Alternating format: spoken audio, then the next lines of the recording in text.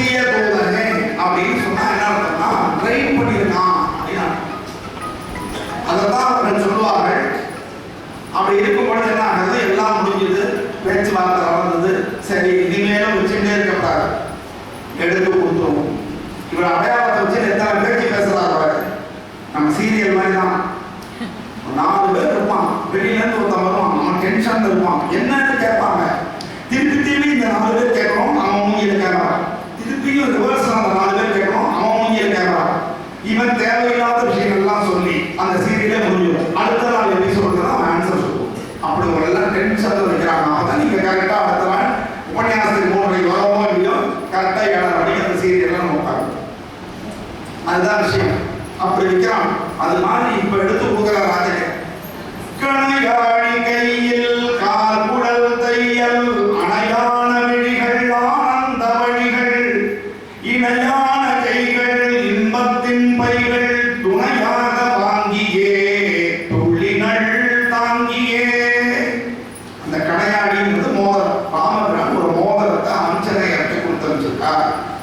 மொத்தம் பல்வேறு மாணவர்கள் நாதா திசைக்கு போயிருக்காங்க. ஒருத்தர் தலைமையில ஒவ்வொரு பக்கம் போயிருக்காங்க. வடக்க தெற்க வடக்க கிழக்க மேற்கையெல்லாம் குறைவான மாணவர்கள், கொஞ்சம் முக்கியத்துவம் கம்மியான மாணவர்கள் அனுப்பிச்சுட்டு தெற்க தான் முக்கியமானவர்களை அனுப்பினார். என்ன காரணம் அப்படின்னா ஜடாயு சொல்லியிருக்கார், ராவணன் சீதையை தெற்க கூட்டிட்டு போயிருக்காங்க. அதனால அங்க முக்கியத்துவம் கொடுத்து அங்கதான் அங்கரன், ஜாம்பவான், ஆஞ்சநேயர், நீலன், நலன் இப்படி முக்கியமான கேரக்டர்ஸ் பூரா தெற்க அனுப்பிச்சார். அதுலயும் முக்கியமானது இத்தனையும் அங்கதான் தான் இளவரசன். அவங்கிட்ட கொடுக்கிற மோதிரத்தை ஆஞ்சநேயர்கள் நம்பிக்கை. யார்கிட்ட கொடுத்தா அந்த காரியம் ஆகுமோ அவங்க கிட்ட தான் அதை கொடுக்க முடியும். கொடுத்தா கரெக்டா ஃபாலோ பண்ணி கிளீனா. இந்த விஷயத்துல நான் வந்து வெங்கடேசன் பாராட்டுறேன். ஒரு வேலையை கொடுத்தோம்னா அப்படி ஒரு அப்டேட் பண்ணுவாரு. உண்மையிலேயே பாராட்டுறேன். கணையாடியை எடுத்துட்டு போய் அந்த கார்குடல் தையல் அவன் கையில கொடுத்தான். அதை பார்த்த உடனே அப்படியே கண்கள்ல இருந்து எப்படி நம்ம கேக்கும் டிபிக்கு இன்னைக்கு கண்கள்ல இருந்து ஜலம் வந்ததோ அதை விட அதிகமான ஜலம் வந்துங்க. கணவனை பார்க்க முடியல. இப்ப அந்த கணவனுடைய கையில அந்த மோதிரம் வருதுன்னு உடனே அவன் என்ன சொல்றான், தன்னுடைய ராமபிரானை தன்னுடைய கைகளில் இருக்கிற மாதிரி ஒரு எண்ணம். அப்படி அன்பாக பார்த்துருக்காங்க. இத்தனையும் வெறும் 12 வருஷம் தான், 41 வருஷம் தான் இல்லை. 12 வருஷம் வாழ்ந்த வாழ்க்கையில் இப்படி ஒரு அன்பை பார்க்க முடியும்னா அந்த மெச்சூரிட்டி ஆஃப் மைண்ட் அந்த 2 பேரும் எப்படி இருந்தது, 2 பேருக்கும் அப்படி இருந்தது.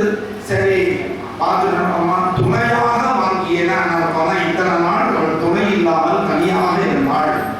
இப்போ அந்த கணையாடி வந்த உடனே சாட்சாத் அந்த ராமபிரானே பக்கத்துல இருக்கிற மாதிரி ஒரு ஃபீல். அதனால நம்ம வீட்டுல சில சமயம் பார்த்தா நம்ம இறந்து போனவர்களுடைய போட்டோலாம் வச்சுக்கிறோம். எதனால வச்சுக்கிறோம், அந்த போட்டோல அவங்க இருக்காங்க கிடையாது. ஆனால் அவங்களுக்கு ஒரு பூ வைக்கும் போது, அவங்களுக்கு ஒரு நைவேத்தியம் பண்ணும் பொழுது, அவர்களை பார்க்கும் பொழுது நமக்கு நம்ம சொந்தத்தை பார்க்கிற மாதிரி, அவங்க நம்ம கூட இருக்கிற மாதிரி ஒரு ஃபீல். அதுதான் விஷயம். அப்படி பண்ணணும். அப்போ கேட்கிற ராமபிரான் பத்தி இப்பதான் விசாரிக்கிறார், அவர் எப்படி இருக்கார். உங்களை மேல சந்தேகம், அதனால ஒரு கேள்வியும் இல்லை. கோபத்தில் இருந்தாங்கன்னா நம்ம சாப்பிடுவானே கேட்க மாட்டாங்க வீட்டில். அது ஒரு பழக்கம். சில கோபத்தில் இருந்தாங்கன்னா நம்ம பசியோட வந்தோம்னா நம்ம பட்டி தான். ஆனால் அவங்க யாரையெல்லாம் அப்படியே கூட இருக்காங்கன்னா கேட்பாங்க, சாப்பிட்டீங்களா பரவாயில்ல இப்ப கேட்க அப்படின்னு. இப்ப கேட்டவன சொல்றான், நண்பகல் 4 நாழிகை கடந்து உடன் படைத்த பண்ணமாம் வெந்ததோர் நுண்ணிய காய் கிழங்கு நுங்குவார். என்ன சாப்பிடுவார், நல்ல பச்சபட்ச பரிமாணம், வெஜிடபிள் பிரியாணி அதெல்லாம் கிடையாது. ராமர் என்ன சாப்பிட்டார் அப்படின்னா நண்பகல் தான் சாப்பிடுவார், காலை சாப்பாடு கிடையாது. அவளை கண்ட்ரோல் வச்சிருக்காரு. அதுக்கப்புறம் பார்த்தீங்கன்னா 4 நாழிகை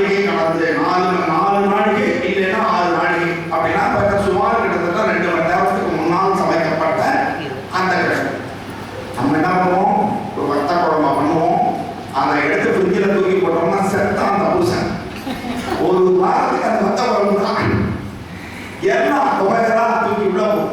சப்பாத்தி மாவா பிசிக்கி 4 மாவு கூட போயிடுச்சா தூக்கி உள்ள போகும். இந்த ஃப்ரிட்ஜ் மட்டும் நான் தான் சொல்லுவேன், எங்கள் வீட்டில் கண்ணாடியில் செஞ்சுவாங்க, உள்ளுக்குள்ள இருக்கிறது எல்லாம் தெரியும். அப்போ தெரிஞ்சு உள்ள என்ன இருக்குன்னு. அதனால இன்னைக்கு ஊருக்கு போவாங்கன்னு பார்த்தா அன்னைக்கு எடுத்து கிளீன் பண்ணிடுவோம் ஃப்ரிட்ஜை. அது புதுசாக வேலை, அப்போதான் ஒழுங்காக இருந்துச்சு, தெரிஞ்சுக்கலாம். அப்போ இந்த மாதிரி பண்டங்களை சமைச்சு வச்சு அடுத்த நாள் சாப்பிட்றது தவறு.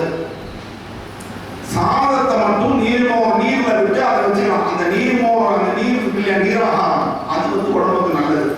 அதுவும் நீர் விடாம இருக்கிற சாதத்தை வச்சு சாப்பிடக்கூடாது. நீர் விட்டா அந்த சாதத்தை மட்டும் சாப்பிடணும். அவ்வளவுதான். நீர் எதையும் பழசு வச்சுக்க கூடாது, பழசு ஃப்ரிட்ஜில் வச்சு சாப்பிடவே கூடாது. இதை முதல்ல தெரிஞ்சுக்கணும். அது என்னடா அப்படியே நீங்க அந்த 10 ரூபா தக்காளி சட்னியை பார்க்குறீங்க, ஆனால் ஃபுட் பாய்சன் ஆச்சுனாலோ உங்களுக்கு உடம்புல மாற்றங்கள் ஏற்பட்டாலோ ஒரு டாக்டர்கிட்ட போனீங்கன்னா 1000, 2000, 5000, 10,000 அது எந்த வியாதியில கொண்டு விடுமே உங்களுக்கு தெரியாது. இன்னைக்கு இந்த 10 ரூபா பொருளுக்கு ஆசைப்பட்டு இதை நான் காப்பாற்றுறேன், புருஷனுக்கு மிச்சம் பிடிக்கிறேன்னு நினைச்சீங்கன்னா அது பிச்சுக்கிட்டு போகும். தயவு செஞ்சு உள்ள வைக்காதீங்க. நான் படிக்கிற காலத்துல எங்க வீட்டுல ஃப்ரிட்ஜ் கிடையாது. எங்க அம்மா 4 மணிக்கு என்ன படிக்கிறதுக்கு எங்க அப்பா எழுப்பி விடுவாரு. எங்க அம்மா 4 மணிக்கு எடுத்து காஃபி போட்டு கொடுப்பாங்க. பால் என்ன பண்ணுவாங்க, ஒரு பாத்திரத்துல பச்சை தண்ணி வச்சு அந்த பால் அதுல நல்லா உள்ள ஒரு டம்ளர்ல வச்சு மூடிடுவாங்க. அதுதான் எங்க வீட்டு ஃப்ரிட்ஜ். அப்படிதான் நாங்கள் சாப்பிடுவோம். அதனால ஃப்ரிட்ஜுக்குள்ள எதை வச்சு சாப்பிட்டாலும் அது கெடுதல் தான். எங்க வீட்டு ஃப்ரிட்ஜ் அப்படி இந்த 2 மணி நேரத்திற்குள்ள சமைத்த அந்த கிழங்கு சொல்றீங்களா, காய் கிழங்கு. ஏன்னா இவர் தவ வாழ்க்கை வாழ்வதற்காக வந்திருக்காங்க, பிக்னிக் வரல.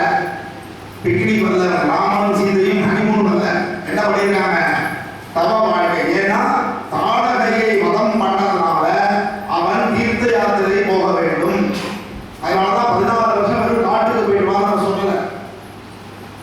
காட்டுக்கு போயிடுவான்னு சொல்லல. என்ன சொல்றா, ஆடி சோழ உலகமெல்லாம் பரதனே ஆடி போய் தாடியும் சதைகள் தாங்கி தாங்கரும் தவமேற்கொண்டு ஊடி வெங்கானம் நன்னி புண்ணிய நதிகளாடி 7 தில்வாவென்று எம்பினன் மன்னன் என்றாள்.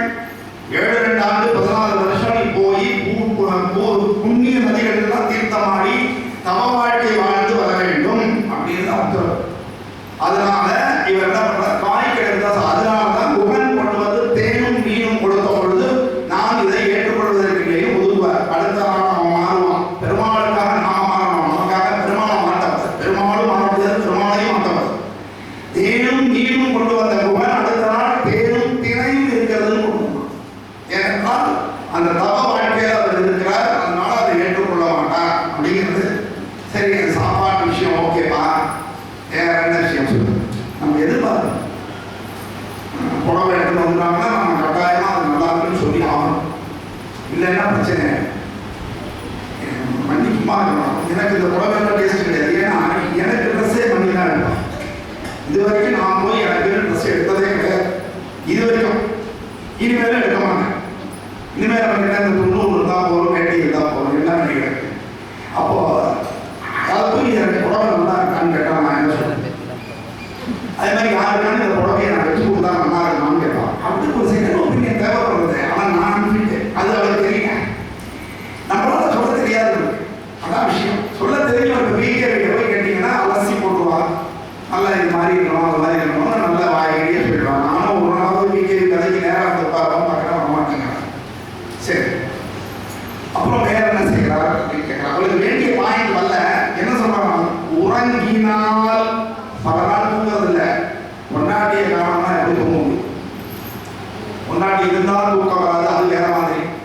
அது ஒரு பிரச்சனை. பொன்னாட்டி இல்லைன்னாலும் தூக்கம் வராது. நம்மளால எல்லா வேலையும் நம்மளே பார்க்க வேண்டியிருக்கும். கை குடிச்ச மாதிரி இருக்கும். பக்கமையா சாப்பிட முடியாது. வெளியில சாப்பிட்றோம் ஊக்க வச்சாங்க. என்னை போல அது ரொம்ப கஷ்டம். ஆனால் ஏதோ சமைக்க தெரியும், அதனால ஓட்டிக்கிறாங்க.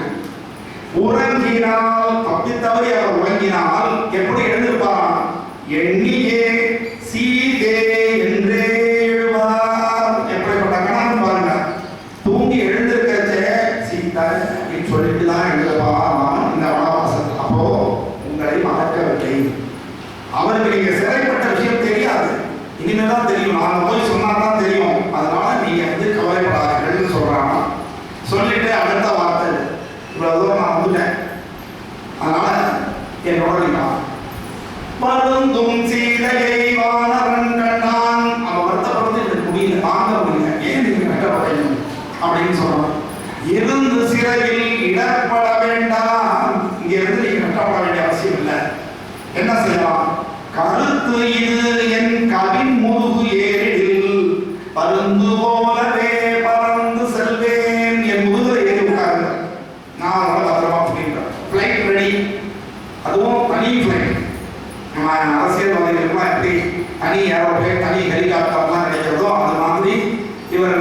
ஃப்ளைட்டா நான் இருக்கேன், என் முதுகுல வந்து ஏழு உட்கார நான் கூட்டிட்டு இருக்கேன் அப்படிங்கிற.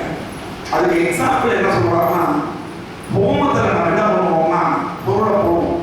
இந்த பொருள் எப்படி வந்து தேவதைகளுக்கு போகுது கிண்டல் அடிக்கும், இங்க போட்டு அங்க போயிடுவாங்க.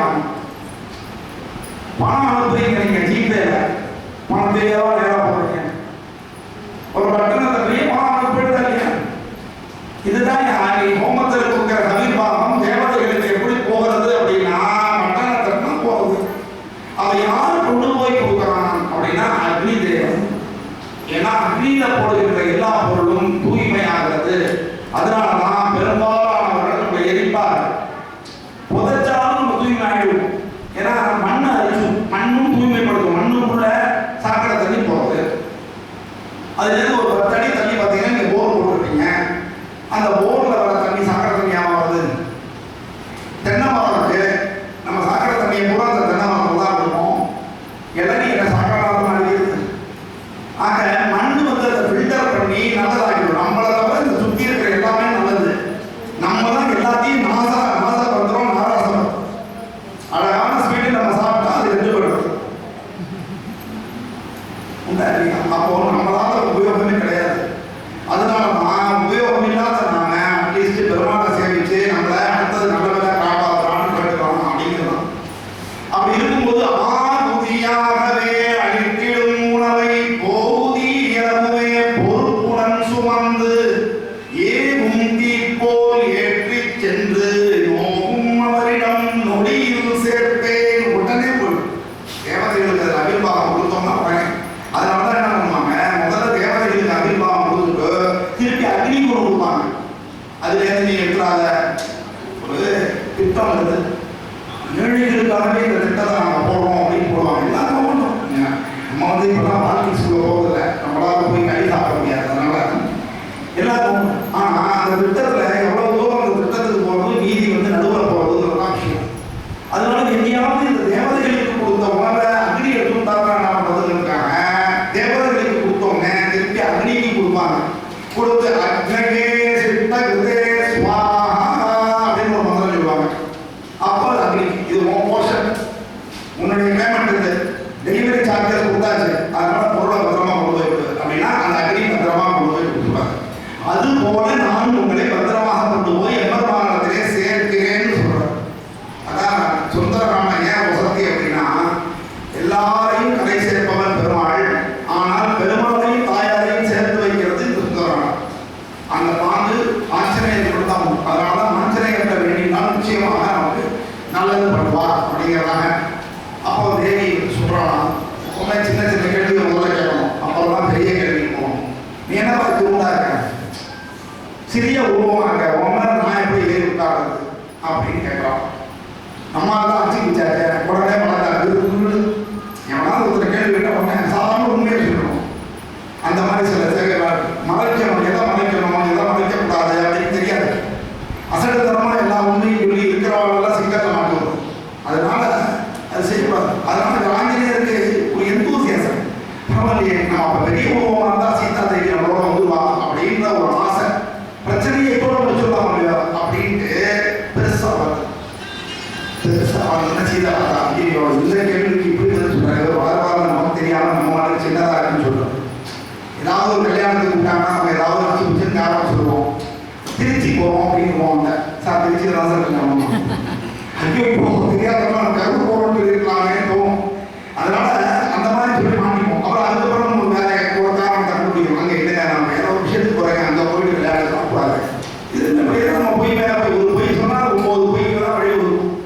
அப்போ அது மாதிரி இந்த ஆஞ்சநேயர்களை என்ன பண்ணிட்டாங்க, சின்ன உருவம்னு சொன்னோடனே அவ்வளவுதானே அப்படியே பெரிய உருவம் இருக்கு. இதை வந்து சீதா தேவி எதிர்பார்க்கல. அதனால சொன்னாலாம் இருக்கு பெரிய உருவம் தான், ஆனா ஏறி உட்காந்துட்டா அவன் பிடிச்சிக்கிறதுக்கு என்ன கிடையாது, நான் வடிக்க விட்டுருக்கேன். அடுத்த பணி நேரடியாக அவரை இன்சல்ட் பண்ண முடியாது. எவ்வளவு பாந்து பாருங்க பெருந்தன்மை சீதா தேவிக்கு. அப்போ வந்து அதெல்லாம் நான் வடிக்க விடாம நான் இந்த வழுக்கி விடுறதுக்கு 2 அர்த்தம் இருக்கு. அடுத்த வார்த்தை சொல்றேன். ஒரு சினிமாவில் பார்த்தீங்கன்னா ஐ டெஸ்ட் போவோம், போயிட்டு அதை படிக்க முடியும். பெரிய எழுத்து அதுவும் தெரியாது, சின்ன எழுத்து அதுவும் தெரியாது. ரொம்ப நேரம் ட்ரை பண்ணுவான், என்னப்பா இது தெரியலையா, தெரியலையா என்னென்னவோ பவர் கிளாஸ் எல்லாம் போட்டு பார்ப்போம். கடைசி வரைக்கும் எனக்கு தெரியாது. சரின்னு பெரிய எழுத்து கைகிட்ட கொண்டு சொல்லி அதை படிமா, எனக்கு படிக்க தெரியாது. ஓ அந்த தெரியாதா அப்படின்னு மாட்டாங்க. அப்போ தெரியாதுங்கிறது கண்ணு தெரியலன்றது இல்லை, படிக்க தெரியலன்னு அப்படி சொல்லியிருக்கோம். அது போல இந்த சீதாதேவி வழுக்கி விழுவேன்னு சொல்றது என்ன அர்த்தம்ன்றதை நம்ம பார்க்கிறோம். மேலெடுத்த வரையா பார்த்தா முதுகுல இருந்து நான் கீழே விழுந்துருவேண்டா அப்படின்னு அவன் சொல்ற மாதிரி தெரியுது. ஆனா அவன் என்ன அர்த்தத்துல சொல்றான்னா, அன்பினை எனினும் ஆடவன் தான் நீ என் பதி தவிர எவர் உடல் தீண்டினும் இன்று நான் கற்பின் இலக்கணம் பிழைப்பனோ. நீ என்கிட்ட அன்பா தான் இருக்க, என் குழந்தை மாதிரி தான் நீங்க பேசுற எல்லாம் இருக்குப்பா. ஆனால் நான் உன் உடம்பு மேல ஏறி உட்கார்ந்து உன்னை தொட்டுட்டேன்னு சொன்னால் என்னுடைய கற்பு நெறியிலிருந்து நான் வழுக்கி விழுந்தவளாக ஆகிவிடுவேன். அதான் வழுக்கி விடுவேன். உலகம் என்ன சொல்லுவாங்க, யார் விட்டாலும் சீதாதேவி போயிடலாம்.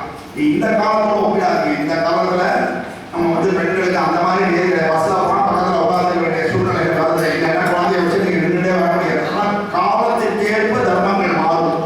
அதனால ராமாயண காலத்துல இருந்த மாதிரி நம்ம இருக்க முடியாது. அதனால நீங்க அதெல்லாம் நீங்க கம்பேர் பண்ணாதீங்க.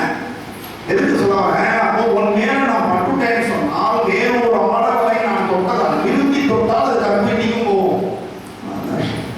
அப்படி போயிடுமே, எனக்கு இலக்கணம் உழைப்பேனே, அந்த கற்பு நெறியில் இருக்கிறேன் பதிவுறதை லிஸ்ட்லேருந்து என் பேரை எழுதுவாங்கயா, எவ்வளோ பெரிய இது லிஸ்ட்ல இருக்கு அப்படின்றதான் வெளுக்கி விடுவேன் நான். அப்ப என்ன தெரியுமா, ஒன்றுதான் அவர்களை கொள்ளுதல் முறையே, அந்த கொல்லுதல் படிக்கூடாது, புதுலாக கொள்ளுதல் முறையே அப்படின்னு படிக்கும். தமிழ்ல வந்து எல்லாம் இந்த விஷயத்துக்கு வித்தியாசம் இருக்கும். பல்ல தொட்டா புதுலம், மேல இருக்கிற பள்ளத்தை தொட்டா மத்தளம், மடக்கி தொட்டா பழம்.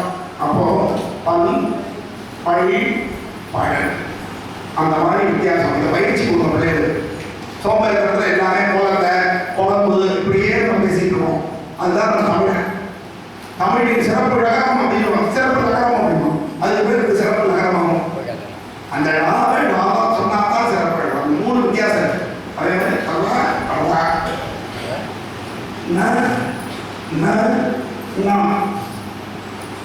நல்ல நுனி நாட்டில் வந்து சொல்றோம்னா தன்னகரம், நடுவில் தொட்டா 2 சுழினா, மடக்கி சொன்னா 3 சுழினா, இவ்வளவு இருக்கு டங் ட்விஸ்டர். அதனாலதான் தமிழ் மொழி அவ்வளவு சிறப்பு. அதை நம்ம வந்து பயிற்சி எடுக்கணும். அதான் பயிற்சி வித்தை, அதுக்கு மரியாதை இருக்கு. அப்போ என்ன சொல்றோம்னா, அப்படி அரக்கர்களை கொன்று என்னை கொள்ள வேண்டும், என்னை ஏற்றுக்கொள்ள வேண்டும். அதான் அந்த கொள்ளுதல் முறையே அப்படி பண்ணணும் அப்படிங்கிறான். அப்பதான் இது குறைக்கிறது. ஏற்கனவே மண்டோதரியை பார்த்து சீதா நினைச்சார். அதனால என் பிழை என்கிற பின் பிழைன்னு மண்டையில் அடிச்சிட்டார். இப்பவும் திருப்பி விடுபடுகிறார். வானரன் நானோ வான்மதி நீரே, என்ன இருந்தாலும் நான் வானர், நீங்கள் வான்மதி. உங்க புத்திசாலித்தனம் எனக்கு வராது. எப்பவுமே பெண்கள் அதிகமாக யோசிப்பான், ஆண்கள் அல்ல. அதனாலதான் அவன் நச்சுக்கிறது. எங்களா எல்லாம் நச்சு வச்சு உனக்கு அந்த தர இதை தர நீ உனக்காக எதாவது சொல்லிட்டு வந்துட போறானேங்கிறதுனால முதலாளே ஆரம்பிச்சுவாங்க. நாளைக்கு அவங்க வந்தா இப்படி சொல்லிடாதீங்க, இவங்க வந்தா இப்படி சொல்லிடாதீங்க, எதையாவது கொடுக்குறேன்னு சொல்லிடாதீங்க, நம்ம கிட்டே இவ்வளவுதான் இருக்கு அப்படின்னு. ஏன்னா அவங்களுக்கு குடும்பம் முக்கியம், இவனுக்கு கௌரவம் முக்கியம். அதுவும் சில பேருக்கு வரத்துக்கு கௌரவமா அதனாலேயே யாரும் செஞ்சுட்டு இருப்பாங்க. அதனாலதான் போட்டான் ஸ்டேட்டஸ் வந்து பணத்தை வாங்கி பொம்மநாடிகளை கொடுத்து அவங்க செலவழிக்க சொன்னோம்னாக்க குடும்பம் நல்லா இருக்கும் அப்படின்னு போடுறது. இது 90% 80% தான் உண்மை. இப்போ எல்லாரையும் அப்படி சொல்ல முடியல. லேடிஸும் லேவிஷாக செலவழிக்கிறவங்க இப்போ வந்துட்டாங்க. அது இப்போ நிறைய சம்பாதிக்க ஆரம்பிச்சப்போ அது மாறி போச்சு. அப்படி இருக்கு. வானரன் நானோ வான்மதி நீரே, ஞானமும் பெற்றேன் நியாயமும் வந்தே. இதுதான் கரெக்ட். நீங்க சொல்றதான் கரெக்ட். கௌரவம் அவன் திருடிட்டு போனான் அப்படிங்கிறதுக்காக ராமனும் யாரோ ஒருத்தர் அனுப்பிச்சு திருடிட்டு வந்துட்டான் அப்படின்னு. அவன் யாரோட மனைவியோ கூட்டு போறதுனால திருடிக்குவான். அவனுக்கு ரைட்ஸ் கிடையாது, திருடிக்குவான். இது தான் மனைவியை மீட்க மாட்டான். இவன் போய் திருடிட்டு வந்தான்னா அசிங்கம் இல்லையா? அப்போ ரைட்டா வந்து அவன் பண்ண தப்புக்கு தண்டனையை கொடுத்துட்டு என்னைய கூட்டிட்டு போச்சு. சில பேர் லேடிஸ் வந்து கோச்சுட்டு மாமியார் வீட்டுக்கு பக்கத்து வீட்டுக்கு அனுப்பிச்சு விட்டுருவோம். பிடிச்சா சண்டை போட்டுருவோம். போய் எட்டாவது போட்டிருமா ஏதாவது இவன் போய் போகணுமா என்ன அவ்வளோதான் போகக்கூடாது வந்து கூப்பிடும் சொல்லுமா இல்லையா? அப்ப அந்த கௌரவம் சீதை தான் நினைக்கிறான் ராமன் வந்து என்னை தூக்கி வந்துட்டான் திருடி வந்துட்டான் அதனால இப்ப திரும்பி நீ திருடுதமா என்ன கூட்டிட்டு போனா நான் வர மாட்டேன் ஸ்ட்ரைட்டா வச்சு அப்படிங்கிறான். ஆதால் அப்ப இவன் கேட்கறான் சரிப்பா நான் போய் சொல்றேன் நீ வந்து நான் கொடுத்த மோதிரத்தை யாருக்கிட்ட கொடுத்தேன்னு எனக்கு ஒரு சாட்சி பண்ண முடியும். ஒரு பேப்பர்ல எழுதலாம் வாங்க முடியாது அதெல்லாம் முடியாது. அவங்க உண்மையான எழுத போறாங்க பொய் எழுத போறாங்கன்னு தெரியாது. இவன் மாட்டுக்கு சீதை கொடுக்குறேன் திருச்சி கொடுத்துருந்தாங்க அல்லது முண்டோதரை கொடுத்துருந்தாங்கன்னா என்ன பண்ணுறது? ஆகையினால எனக்கு ஒரு சாட்சி வேணும். ஆனால் என்னிடம் மலையாளமாக காணகத்தவருக்கு காட்டிட தருகவே நான் ஒன்று கொடுத்தேன் ராமகிட்ட கொடுத்தேன் கிடையாடி நீ ஒன்று கொடு கேட்கிறார் ஆஞ்சநேயர். அதுதான் அறிவு விவேகம். ஆஞ்சநேயர் வந்து ஒரு இடத்தை கவர்த்தேன் செய்கிற ஆள் அதுக்காக உடனே என்ன பண்ண சரி அப்படின்னு அவர் கொடுக்க போறாரு. அதுக்கு முன்னாடி கேட்கிறார் அதுக்கு ராமன் வச்சிருக்கு கதை ஒரு முக்கியமான கதை ஆச்சரியத்தை ராமர் சொல்லி வச்சிருக்க. இந்த கதை யாருக்கு தெரியும் அப்படின்னா ராமருக்கும் சீதைக்கும் மட்டும்தான் தெரியும். ரெண்டு பேருக்கு மட்டும் தெரிஞ்ச விஷயம் அப்படின்னா தான் அது வந்து சீக்கிரம். அது ஒருத்தருக்கு தெரிஞ்சாதான் சீக்கிரம். அட்லீஸ்ட் அவங்க விஷயத்தை பத்தி அவங்க ரெண்டு பேருக்கு தூது போறாங்கன்னா அட்லீஸ்ட் அவங்க ரெண்டு பேரை தவிர மூணாவது ஆளுக்கு தெரியாத ஒரு விஷயம் இருக்கணும். இருந்தாதான் நம்புவாங்க. அப்போ வந்து ரொம்பவும் அந்தரங்கமான ஒரு விஷயம் தான் அதை சொல்ல முடியும் அப்படின்றதுனால அதை சொல்றான்.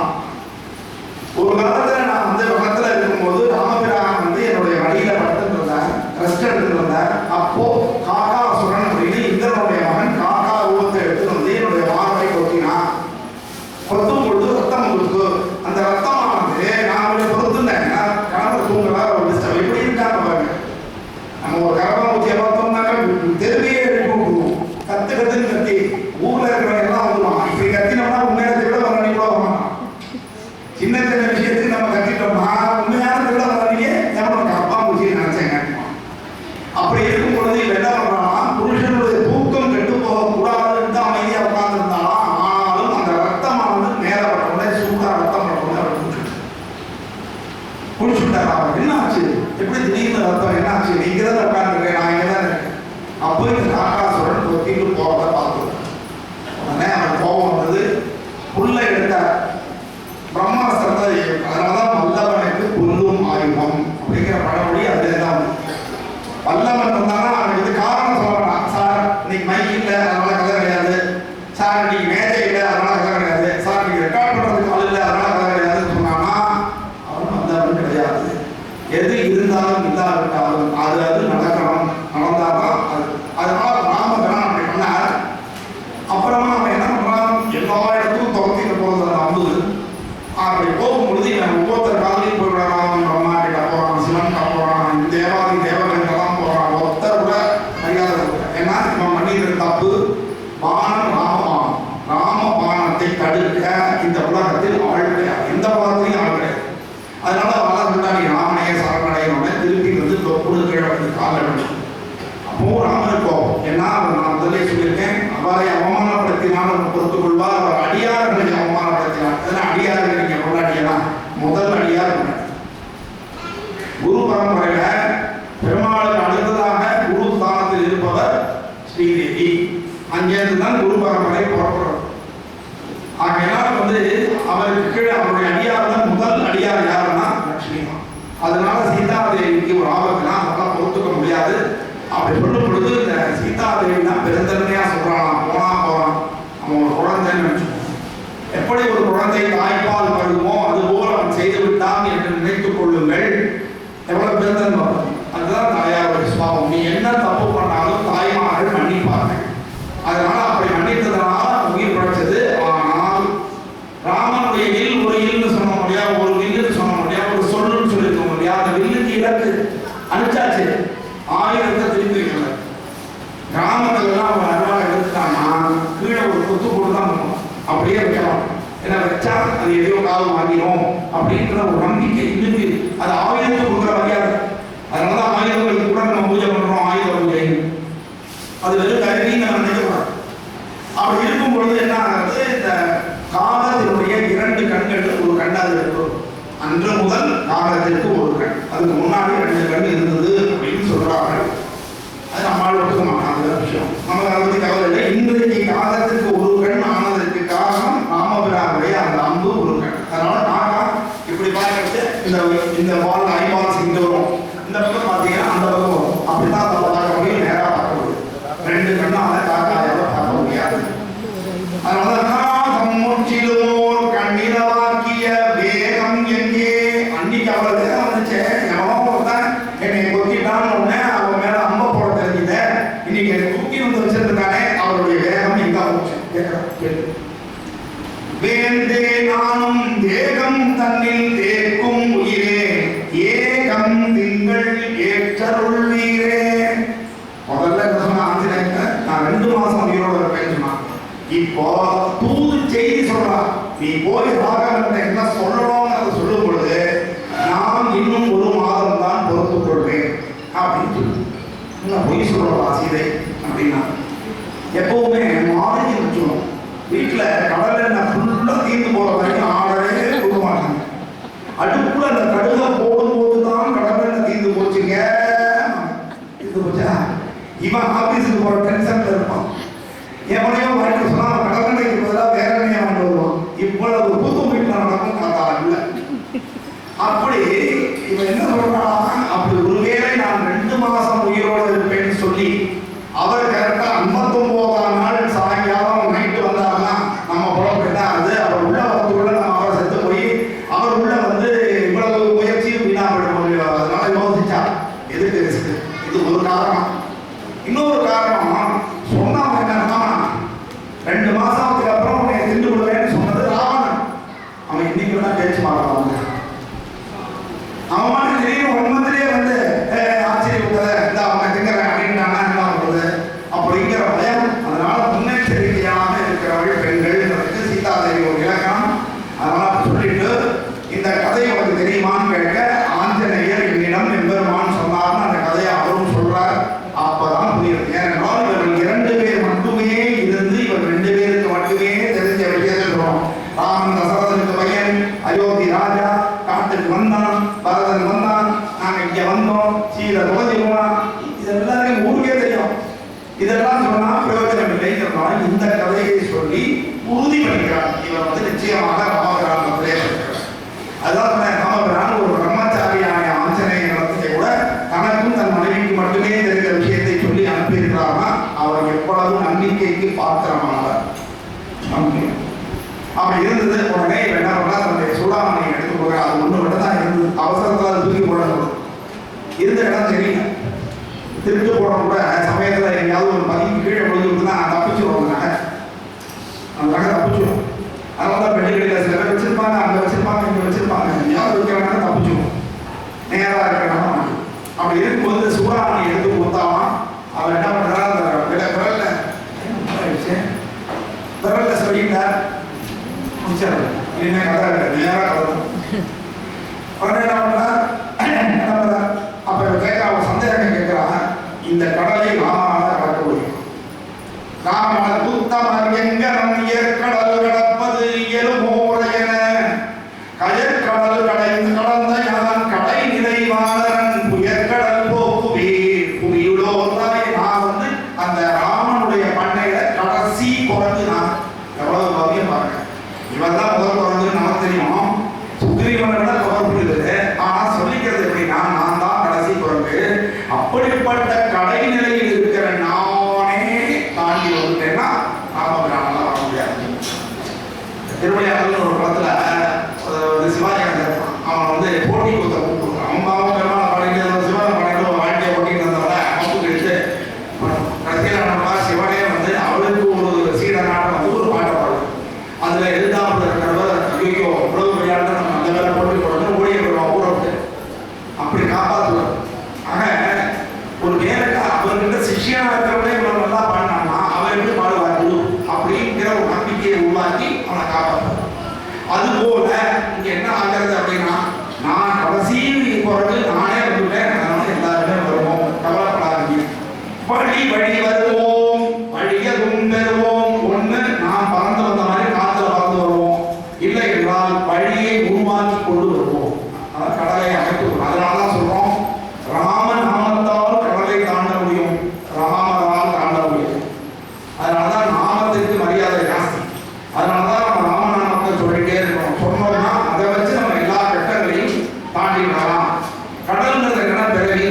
இந்த பிறவியை தாண்டறதுக்கு எது?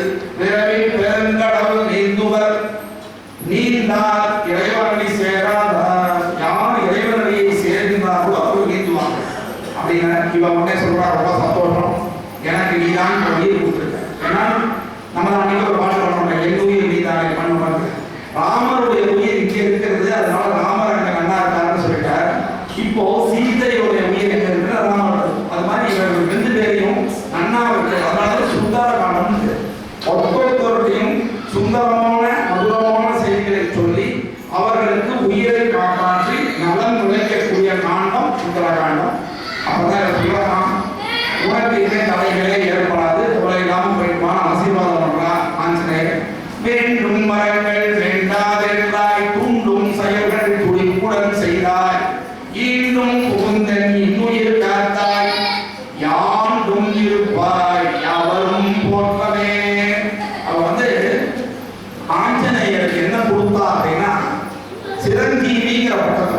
யாண்டும் இருப்பாய்னா எப்பொழுதுமே நிரந்தரமாக இந்த உலகத்தில் இருப்பாய் அர்த்தம்.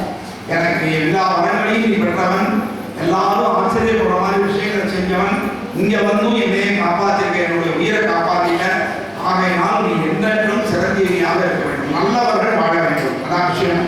அப்புறம் நமக்கு இவர் பார்த்தா சரி வந்தோம் போகணும்னு இருக்கக்கூடாது. ராவணனுடைய பதம் என்ன, பதவியில் என்னங்கிறது தெரிஞ்சுக்கணும்னு ஆசைப்பட்டார். அதனால என்ன பண்ணார், ஏதாவது ஒரு இடத்தில் கொடுக்கணும்னு நினைச்சா எப்படிதான் இடத்தில் கொடுக்குறது? நேரடியாக ராவணன் பார்க்கணும்னா நோ அப்பாயம் விட்டுவான், அல்லது ஜெயிலில் தூக்கி போட்டுருவான், பார்க்கவே மாட்டான். ஸோ நம்மளை ஹீரோவாக பண்ணணும்னா தான் யாரெல்லாம் இதுன்னு நம்ம பக்கம் கவனத்தை திருப்பினா தான் நம்மளை பார்ப்பான்.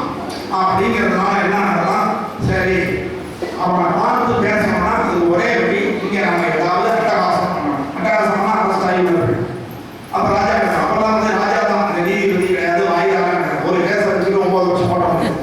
இன்னைக்கு வந்தால் நாளைக்கு தீர்ப்பு, இன்னைக்கு செத்தா நாளைக்கு பாதுன்னு சொல்லுவாங்க. அந்த மாதிரி இன்னைக்கு வந்தால் உடனே தீர்ப்பு கொடுக்கணும், அது அப்போ வரைக்கும் முடியும்.